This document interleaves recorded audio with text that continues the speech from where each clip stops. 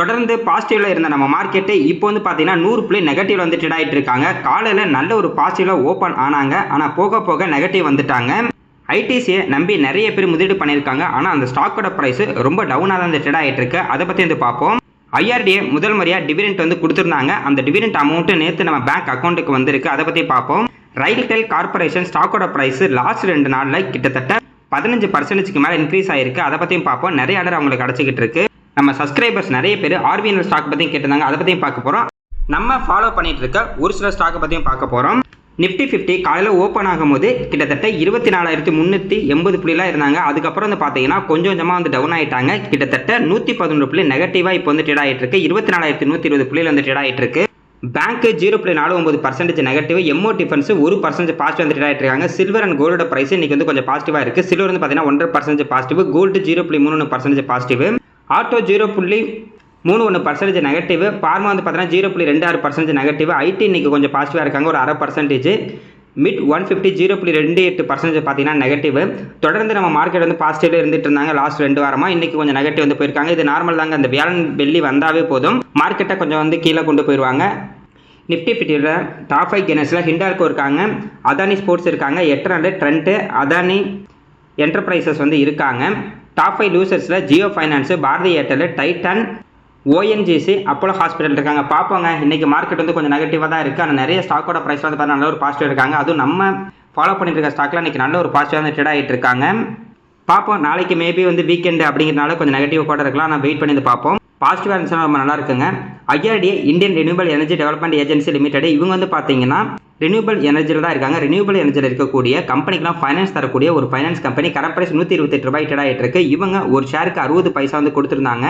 இதற்கான record date வந்து பார்த்தீங்கன்னா ஏப்ரல் 2ஆம் தேதி. இந்த டிவிடெண்ட் அனௌன்ஸ்மெண்ட் பண்ணது பார்த்தீங்கன்னா மார்ச் 25ஆம் தேதி அனௌன்ஸ்மெண்ட் வந்து பண்ணியிருந்தாங்க.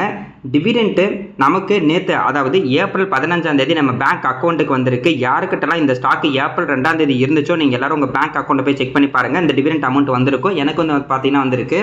கரண்ட் ப்ரைஸ் 128 ரூபாய் ட்ரேட் ஆகிட்டு இருக்கு. ரினியூவபிள் செக்டரை பொறுத்த வரைக்கும் இப்போ வந்து நல்ல ஒரு குரோத்தில் தான் இருக்குது. நம்ம கண்ட்ரி மட்டும் இல்லை, வேர்ல்டு வைடு வந்து பார்க்கும்போது எல்லா நாடும் அவங்களோட கண்ட்ரியில் ரினியூவபிள் எனர்ஜிக்கு வந்து நிறைய கான்சன்ட்ரேஷன் வந்து பண்ணிகிட்டு இருக்காங்க. ஏன் அப்படின்னா ஃபியூச்சரில் பவருக்கான தேவை அப்படிங்கிறது வந்து ரொம்ப அதிகமாக இருக்கும். அதனால ரினியூவபிள் எனர்ஜி ரொம்ப ஃபோக்கஸ்டாக வந்துருக்காங்க. ஈஸியாக ரினியூவபிள் எனர்ஜி வந்து பார்த்தீங்கன்னா நம்மளால் வந்து கரண்ட் வந்து தயாரிக்க முடியும் கம்மியான செலவில். நம்ம ஊர்லேயே வந்து பார்த்தீங்கன்னா சோலாரு, விண்டு மில்லு எல்லாமே வந்து பார்த்தீங்கன்னா நம்ம ஊர் பக்கத்தில் நிறைய கொண்டு வந்துட்டாங்க. அந்தளவுக்கு நம்ம இந்தியாவில் இந்த ரினியூவபிள் எனர்ஜி அப்படிங்கிறது நல்ல ஒரு க்ரோத்தில் வந்து இருந்துகிட்டு இருக்கு.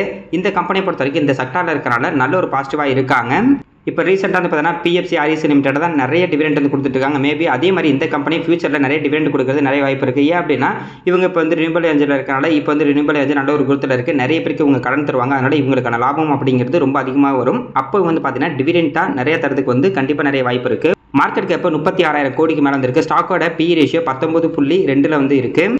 Book value 46, dividend yield 0.46%, ROCE 9.37%, ROE 18% வந்து இருக்குது. ROIC 9.37% இருக்குது. OPM 88% வந்து இருக்குது. ஓவரால் அந்த பர்சன்டேஜ் ரொம்ப ரொம்ப சூப்பரான ஒரு பர்சன்டேஜ். இன்டென்சிக் வேல்யூ 105 வந்து இருக்காங்க. பிஜி ரேஷியோ வந்து பார்க்கும்போது 0.49 வந்து இருக்குது. சூப்பரான பிஜி ரேஷியோ. டெப்ட் ஈக்விட்டி வந்து பார்க்கும்போது 5.41 இருக்குது. இது வந்து பார்த்தீங்கன்னா நார்மல் தான். ஏன் அப்படின்னா இவங்க வந்து ஃபைனான்ஸ் கம்பெனி அப்படிங்கிறனால டெப்ட் ஈக்விட்டி கொஞ்சம் அதிகமாக தான் இருக்கும். ப்ரைஸ் டு புக் வேல்யூ பார்க்கும்போது 2.84 வந்து இருக்காங்க. இவங்களோட சிஏஜிஆரை பொறுத்த வரைக்கும் சேல்ஸ் growth லாஸ்ட் ஒரு 5 வருஷத்தில் வந்து வச்சுக்கலாம் 23%, ப்ராஃபிட் growth 51% வந்து இருக்குது. இது ரெண்டுமே சூப்பரான ஒரு சேல்ஸ் growth, ப்ராஃபிட் growth. ஏன் அப்படின்னா ப்ரைவேட் கம்பெனிக்கு ஈக்குவலாக இவங்களோட sales growth and profit growth வந்து இருக்குது. ரிட்டர்ன் ஈக்விட்டி பார்த்தீங்கன்னா 16% வந்து இருக்குது. ஸ்டாக்கோட ப்ரைஸ் லாஸ்ட் ஒரு வருஷத்தில் கிட்டத்தட்ட 28% வந்து நெகட்டிவ் ரிட்டர்ன் கொடுத்துருக்கு.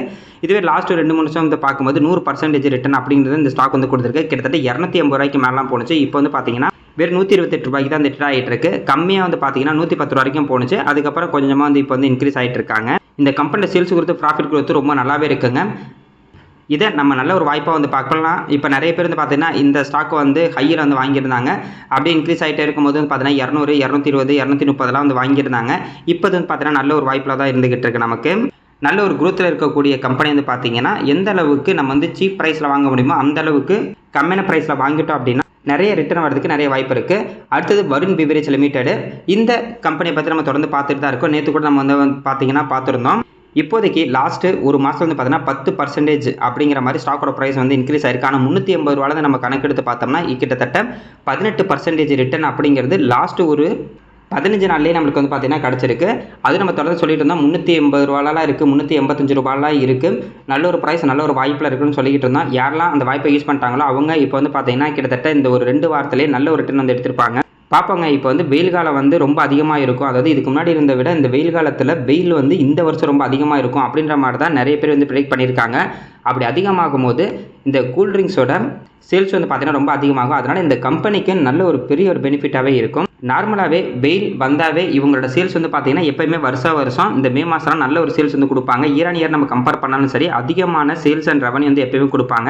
இந்த தடவை அதிகமான வெயில் இருக்க காரணத்தினால இவங்களோட கூல்ட்ரிங்க்ஸ் வந்து ரொம்ப அதிகமாக வந்து சேல் ஆகிறதுக்கு வந்து நிறைய வாய்ப்பு இருக்குது. இது கண்டிப்பாக வந்து பாசிட்டிவாக இருக்கும். இந்த நியூஸ் லாஸ்ட் 2-3 நாளாக போயிட்டு இருக்கு. அதனால தான் லாஸ்ட் 2-3 நாளாக இந்த ஸ்டாக்கோட ப்ரைஸ் வந்து கொஞ்சமாக இன்க்ரீஸ் ஆகிட்டு இருக்கு. நம்ம சப்ஸ்கிரைபர்ஸ் நிறைய பேர் இந்த ஸ்டாக்ல வந்து முதலீடு பண்ணாங்க. நிறைய பேர் என்ன சொல்லியிருந்தாங்கன்னா நெகட்டிவ்ல இருக்குது அப்போ நம்ம சொல்லிட்டு இருந்தாங்க. இப்போ நிறைய பேர் என்ன சொல்ல ஆரம்பிச்சிட்டாங்கன்னா அவங்களுக்கு வந்து அப்படியே பாசிட்டிவாக போக ஆரம்பிச்சிருக்கு. இன்னும் ஒரு சில பேர் என்ன சொல்லியிருந்தாங்கன்னா போன வருஷமே இந்த ஸ்டாக் வாங்கியிருந்தோம், கிட்டத்தட்ட அந்த 600 ரூபாய் இருக்கும் போதெல்லாம் வாங்கியிருந்தோம், இப்போ வந்து ரொம்ப டவுனில் இருக்குது அப்படின்ற மாதிரி சொல்லியிருந்தாங்க. அது கரெக்டு தாங்க. ஏன் அப்படின்னா நீங்கள் வாங்கியிருக்கும் போதே கையில் வந்து வாங்கியிருந்தீங்க. நான் அப்போ கூட வந்து சொல்லியிருந்தேன் இது வந்து நல்ல ஒரு க்ரோத்தில் இருக்குது அப்படின்ற மாதிரி. ஆனால் எந்த ஒரு கம்பெனியாக இருந்தாலும் நல்ல ஒரு க்ரோத்தில் இருந்து அவங்களோட சேல்ஸ் இல்லைனா ப்ராஃபிட் வந்து கம்மியாது இல்லைனா மார்க்கெட் வந்து அடி வாங்குது அப்படின்னா அதுக்கு ஏற்ற மாதிரி கண்டிப்பாக எல்லா ஸ்டாக்கோட ப்ரைஸ் வந்து பார்த்தீங்கன்னா ரியாக்டாகவே கீழே தான் வரும். நம்ம ஃபாலோ பண்ணுற ஒரு ரூல்ஸ் என்னன்னா தான் சூப்பராக ஒரு கம்பெனியாக இருந்தாலுமே அந்த ஸ்டாக்கோட ப்ரைஸ் கையில் இருக்கும்போது வாங்குறத விட அதோட கையில் இருந்து ஒரு 30% இல்லைனா மினிமம் ஒரு 20% வந்து டவுன் ஆகும் எப்பயாவது. அப்போ நம்ம வாங்கிட்டோம்னா நமக்கு ஈஸியான ஒரு லாபம் கிடைக்கும் அப்படின்ற ஒரு ரூல் வந்து பார்த்தீங்கன்னா நம்ம ஃபாலோ பண்ணிட்டு இருக்கோம். அப்படி பார்க்கும்போது இந்த ஸ்டாக்ல 380 ரூபா 400 ரூபா வரதுல வந்து பார்த்தீங்கன்னா ரொம்ப சூப்பரான ஒரு ப்ரைஸாகவே இருந்துட்டு இருந்தது. இப்போ இன்க்ரீஸ் ஆகி போயிட்டு இருக்கு. ரொம்ப சூப்பருங்க. எப்படி இன்க்ரீஸ் ஆகி போயிட்டு இருக்கட்டும் பார்க்கலாம். பொறுமையாக வெயிட் பண்ணுவோம். மறுபடியும் இந்த ஈரான் இஸ்ரேல் ஏதாவது குண்டு போட்டேன் மிசைல் விட்டேன் அப்படின்னு ஏதாவது நியூஸ் போட்டாங்க அப்படின்னா மறுபடியும் வந்து பார்த்தீங்கன்னா கீழே போகும். அப்போ மறுபடியும் அந்த வாய்ப்பை வந்து நல்லா வந்து யூஸ் பண்ணிக்கலாம். வெயிட் பண்ணி பார்ப்போம். அடுத்தது ரைல்டெல் கார்பரேஷன். இந்த ஸ்டாக்கோட ப்ரைஸ் கிட்டத்தட்ட லாஸ்ட் ஒரு 5 நாளில் 16% வந்து இன்க்ரீஸ் ஆயிருக்கு. அதுவும் நேற்று மட்டும்லாம் வந்து பார்த்தீங்கன்னா கிட்டத்தட்ட 20% அந்த ஸ்டாக்கோட ப்ரைஸ் வந்து இன்க்ரீஸ் ஆயிருந்துச்சு. ஏன் அப்படின்னா அவங்களுக்கு மிகப்பெரிய ஒரு ஆர்டர் வந்து கிடச்சிது. கிட்டத்தட்ட RBNலேருந்து 608 கோடிக்கான ஆர்டர் வந்து உங்களுக்கு வந்து கிடச்சிருந்தது. இந்த கம்பெனி ரயில்வே செக்டாரில் தான் வந்து இருக்காங்க. இந்த கம்பெனியோட பிஸ்னஸை பொறுத்த வரைக்கும் broadband and VPN service, telecommunication, multimedia network, train control operation, safety system இந்த ஒர்க்கு தான் இவங்க வந்து பார்த்தீங்கன்னா பண்ணிட்டு இருக்காங்க.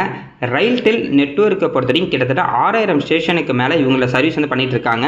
ரயில்வே செக்டார் அப்படிங்கிறது நல்ல ஒரு குரோத்தில் தான் வந்து இருக்குது. நல்ல ஒரு சூப்பரான ஒரு கம்பெனி. இவங்களுக்கான ஆர்டர் அப்படிங்கிறது பார்த்தீங்கன்னா வருஷம் அதிகமாகிட்டே இருக்குது. இவங்க ரெவன்யூ ரொம்ப சூப்பராக கொடுத்துட்டு இருக்காங்க. அது வந்து அடுத்தது வந்து பார்ப்போம். கரண்ட் ப்ரைஸ் 337 ரூபாய்க்கு வந்து ரிட் ஆகிட்டு இருக்குது. லாஸ்ட் 5 நாள் வந்து பார்த்தீங்கன்னா 16%. அதுவும் இல்லாமல் நேற்று ஒரே நாளில் 19% இன்க்ரீஸ் ஆனாங்க. இன்றைக்கி ஒரு சூப்பரான ஒரு நியூஸ் வந்திருக்கு. ஒரு ஐடி கம்பெனிலேருந்து கிட்டத்தட்ட 100 கோடிக்கான ஒரு ஆர்டர் வந்து உங்களுக்கு வந்து கிடச்சிருக்கிறதா ஒரு நியூஸ் வந்து பார்த்தீங்கன்னா இன்றைக்கி வந்து வந்திருக்கு. சூப்பருங்க. இதுக்கு முன்னாடி தான் வந்து 608 கோடி RBNL இருந்தும் இன்றைக்கி ஒரு 100 கோடி உங்களுக்கு வந்து ஆர்டர் கிடச்சிருக்கு. இது ரெண்டுமே நல்ல ஒரு பாசிட்டிவ் வந்து இருக்கும். இந்த கம்பெனியோட மார்க்கெட் கேப் 10,885 கோடிக்கு மேலே வந்துருக்கு. ஸ்டாக்கோட பே ரேஷியோ 33 இருக்குது. இன்ட்ரெஸ்ட் பே ரேஷியோ 21 இருக்குது. புக் வேல்யூ 65 ரூபா 80 காசு. Dividend yield 0.82%, ROC 21%, ROE 14%, ROIC 16%, OPM 14% வந்து இருக்குது. இன்டென்சிக் வேலை வந்து பார்த்தீங்கன்னா 248 வந்திருக்கு. பிஜி ரேஷியோ 1.49 வந்திருக்கு. டெப்ட் equity 0.03. Price to book value பார்க்கும்போது 5 வந்திருக்காங்க. ஓவரால் அந்த ரேஷியோ எல்லாமே சூப்பரான ஒரு ரேஷியோ தான். அடுத்தது இவங்களோட ப்ராஃபிட் அண்ட் லாஸ் ஸ்டேட்மெண்ட் வந்து பார்க்கலாம். சேல்ஸை பொறுத்த வரைக்கும் மார்ச் 2014 453 கோடி, நெட் ப்ராஃபிட் 138 கோடி வந்து கொடுத்துருக்காங்க. அதுவும் இல்லாமல் உங்களோட OPM பர்சன்டேஜ் வந்து பார்த்தீங்கன்னா 37%, 38% இந்த மாதிரிலாம் இருந்திருக்கு. ஆனால் மார்ச் 2025 இவங்களோட சேல்ஸ் 3478 கோடியோ, நெட் ப்ராஃபிட் வந்து பாருங்கள் 300 கோடி அப்படின்ற மாதிரி இருக்குது. அது இயர் ஆன் இயர் பார்க்கும்போது இவங்களோட சேல்ஸும் சரி நெட் ப்ராஃபிட்டும் சரி இன்க்ரீஸ் ஆகிட்டு இருக்குது. இது கண்டிப்பாக ரொம்ப நல்ல ஒரு பாசிட்டிவாக இருக்கும். ஆனால் பிரச்சனை இப்போ எங்கே இருக்குது அப்படின்னா OPM பர்சன்டேஜ் தான். OPM பர்சன்டேஜ் முன்னெல்லாம் 36, 30 இப்போ இருந்த பர்சன்டேஜ் இப்போ வெறும் 15க்கு வந்திருக்கு. மேபி இதே மாதிரி ரொம்ப கம்மியாகிட்டே போயிட்டு இருந்தாங்க அப்படின்னா இவங்களோட சேல்ஸ் அதிகமாகிட்டே இருக்குது. ஆனால் நெட் ப்ராஃபிட் லைட்டாக தான் அதிகமாகும். இதுக்கு பதிலாக இவங்களோட OPM பர்சன்டேஜ் அதிகமாக்குனாங்க அப்படின்னா கண்டிப்பாக இவங்களோட லாபம் அப்படிங்கிறது ரொம்ப அதிகமாக தான் கிடச்சிக்கிட்டு இருக்கும். இப்போதைக்கு இவங்க லாபம் அப்படிங்கிறது அதிகமாக தான் வந்துகிட்டு இருக்குது. ஆனால் அந்த OPM பர்சன்டேஜ் கம்மியாகிறது தான் கொஞ்சம் நெகட்டிவாக வந்து இருக்குது. இவங்களோட CAGR வந்து பார்க்கலாம். லாஸ்ட் ஒரு 5 வருஷத்தில் சேல்ஸ் growth 26%, ப்ராஃபிட் growth 13% இருக்குது. ஸ்டாக்கோட ப்ரைஸ் வந்து பாருங்கள். அதுக்கு ஏற்ற மாதிரி லாஸ்ட் 5 வருஷத்தில் 24% வந்து ரிட்டர்ன் கொடுத்துருக்காங்க. அதாவது 5 வருஷத்துக்கு மட்டும் இந்த ஸ்டாக்கில் ஒருத்தர் முதலீடு பண்ணியிருந்தா கூட வருஷம் 24% இந்த ஸ்டாக்கோட ப்ரைஸ் வந்து இன்க்ரீஸ் ஆயிருக்கும். ரிட்டர்ன் ஈக்விட்டி பார்த்தீங்கன்னா கிட்டத்தட்ட 13% வந்து இருக்குது. அடுத்து இவங்களோட ஷேர் ஹோல்டிங் பேட்டர்ன் வந்து பார்க்கலாம். ப்ரொமோட்டர்ட்ட 72%, எஃப்ஐட் வந்து பார்த்தீங்கன்னா 3.68%, டிஐட்ட 0.84%, ரீட்டைல் பீப்புள்கிட்ட 22.63% வந்து ஷேர் ஹோல்டிங் இருக்குது. இது மட்டும் வந்து பார்த்தீங்கன்னா கொஞ்சம் அதிகமாக இருக்குது. இதுக்கு பதிலாக எஃப்ஐடியை வந்து இந்த ஷேர் ஹோல்டிங் பேட்டர்ன் அதிகமாக்கினா ரொம்ப நல்லா இருக்கும். இந்த கம்பெனியை பொறுத்த வரைக்கும் ஓபிஎம் பர்சன்டேஜ் கண்டிப்பாக வந்து பார்த்தீங்கன்னா இன்க்ரீஸ் பண்ணியே ஆகணும். ஆனால் இது வந்து கொஞ்சம் நெகட்டிவாக இருக்கும். என்ன தான் இவங்களோட சேல்ஸ் ப்ராஃபிட் வந்து அதிகமானாலுமே ஓபிஎம் பர்சன்டேஜ் கம்மியாகிறது கண்டிப்பாக வந்து பார்த்தீங்கன்னா கொஞ்சம் நெகட்டிவாக இருக்கும். அது மட்டும் இவங்க வந்து கொஞ்சம் பாசிட்டிவ்க்கு, அதாவது இப்போ 15%லேருந்து அடுத்தடுத்த வருஷம் 20%, 25% அப்படின்னு அதிகமாக்கினாங்கன்னா கண்டிப்பாக ஒரு growth அப்படிங்கிறது வேறு லெவலில் இருக்குங்க. வெயிட் பண்ணி பார்ப்போம். ஆனால் இப்போதைக்கு நல்ல ஒரு லாபம் தான் கொடுத்துட்ருக்காங்க.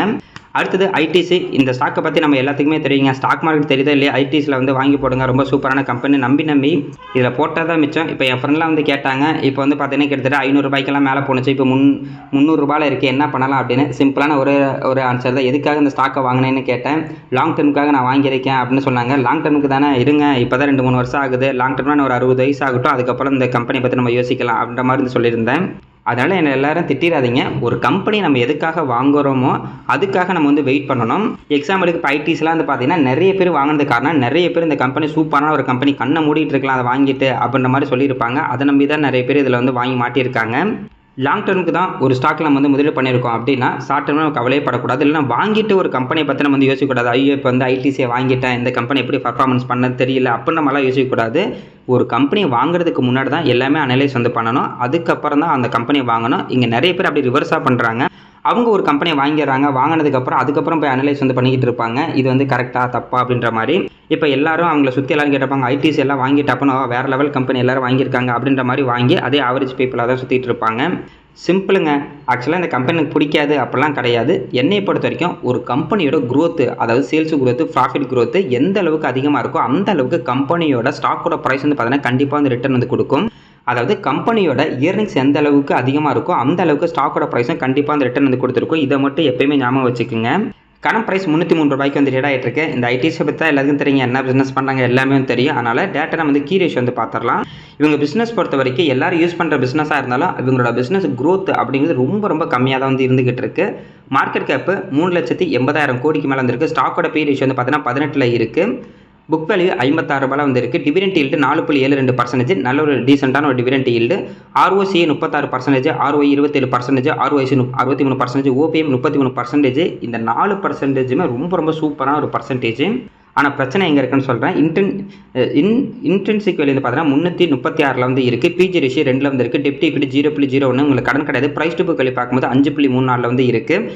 என்ன தான் இந்த கம்பெனி ரொம்ப சூப்பரான ஒரு கம்பெனியாக இருந்தாலும் பிரச்சனை எங்கே இருக்குது அப்படின்னா இவங்களோட சேல்ஸ் growth, ப்ராஃபிட் growthல தான் இருக்குது. எக்ஸாம்பிளுக்கு லாஸ்ட்டு 10 வருஷத்தில் சேல்ஸ் growth 7%, ப்ராஃபிட் growth வந்து பார்த்தீங்கன்னா 8% வந்து இருக்காங்க. ஸ்டாக்கோட ப்ரைஸும் பாருங்கள், அதுக்கு ஈக்குவலாக வந்து லாஸ்ட்டு 10 வருஷத்தில் 4%, அதாவது 10 வருஷத்துக்கு முன்னாடி இந்த ஸ்டாக்கில் ஒருத்தர் முதலீடு பண்ணியிருந்தா கூட 4% தான் இந்த ஸ்டாக்கோட ப்ரைஸ் அப்படிங்கிறது வருஷம் இன்க்ரீஸ் ஆகிருக்கும். ரிட்டர்ன் ஈக்விட்டி பார்த்தீங்கன்னா 26% இருக்குது. இதே ஒரு சில பேர் பார்த்துட்டு என்ன சொல்லுவாங்கன்னா, என்னங்க நீங்கள் ஸ்டாக்கோட ப்ரைஸை மட்டும் பார்க்காதீங்க, அவங்க எவ்வளோ போனஸ் கொடுத்துருக்காங்க தெரியுமா, ஸ்பிளிட் கொடுத்துருக்காங்க தெரியுமா அப்படின்ற மாதிரிலாம் கேட்பாங்க. அதெல்லாம் கரெக்டுங்க. இதுக்கு முன்னாடி இவங்களோட growth அப்படிங்கிறது கொஞ்சம் அதிகமாக வந்து இருந்திருக்கும். இப்போ வந்து பார்த்தீங்கன்னா இவங்களோட growth அப்படிங்கிறது ரொம்ப கம்மியாக இருக்குது. இப்போ எக்ஸாம்பிளுக்கு 10 வருஷத்துக்கு முன்னாடி இந்த ஸ்டாக்கில் ஒருத்தர் வந்து முதலீடு பண்ணிட்டாங்க, இல்லைனா 5 வருஷத்துக்கு முன்னாடி வந்து முதலீடு பண்ணியிருக்காங்க. இப்போ வந்து 9% வந்து ரிட்டர்ன் கொடுத்துருக்காங்க. 9% ப்ளஸ் ஒரு 4.5% டிவிடெண்ட் ஈல்டு நம்ம வந்து வச்சுக்கிட்டா கூட கிட்டத்தட்ட 12% தான் இந்த கம்பெனி வந்து ரிட்டர்ன் வந்து கொடுத்துருக்கு. என்ன இதில் ஒரே ஒரு நல்லது என்னன்னா, ஸ்டாக்கோட ப்ரைஸ் 9% இன்க்ரீஸ் ஆனாலும் அந்த 4% டிவிடெண்ட் வந்து பார்த்தீங்கன்னா நம்ம பேங்க் அக்கௌண்ட் வந்து கிரெடிட் ஆகும். ஆனால் இப்போ நம்ம வந்து மற்ற கம்பெனி வந்து கம்பேர் பண்ணும்போது இந்த கம்பெனி வந்து பார்த்தீங்கன்னா கம்மியான ரிட்டர்ன் தான் கொடுத்துருக்கு. நான் நிறைய தடவை வந்து பார்த்தீங்கன்னா வருண் பெவரேஜ் லிமிட்டடையும் ஐடிசியை வந்து பார்த்தீங்கன்னா கம்பேர் பண்ணி தான் எப்போ வந்து பேசியிருப்பேன். அப்படி பார்க்கும்போது இப்போ விபிஎல்லும் பார்த்தீங்கன்னா கீழே போனாங்க, ஆனால் உடனே வந்து சடனாக ரெக்கவர் ஆகி இப்போ மேலே வந்துட்டாங்க. இந்த கம்பெனி இன்னும் கீழே தான் போயிட்டு இருக்காங்க. பார்ப்போங்க, ரெக்கவர் ஆகின 1 வருஷம் 2 வருஷம் ஆகட்டும், அதற்கு நம்ம வந்து வெயிட் பண்ணுவோம். ஆனால் சூப்பரான ஒரு கம்பெனிங்க, டீசெண்டான ரிட்டர்ன் போதும். நான் வந்து பார்த்தீங்கன்னா எனக்கு ஒரு 15-20% ரிட்டர்ன்லாம் வேணாம், வெறும் 10% இருந்தால் போதும், எல்லாரும் வாங்கியிருக்கனால இதே நான் வாங்கிட்டு இருக்கேன் அப்படின்ற மாதிரி நீங்கள் நினச்சிட்டு இருந்தீங்கன்னா கரெக்டாக இருக்கும்.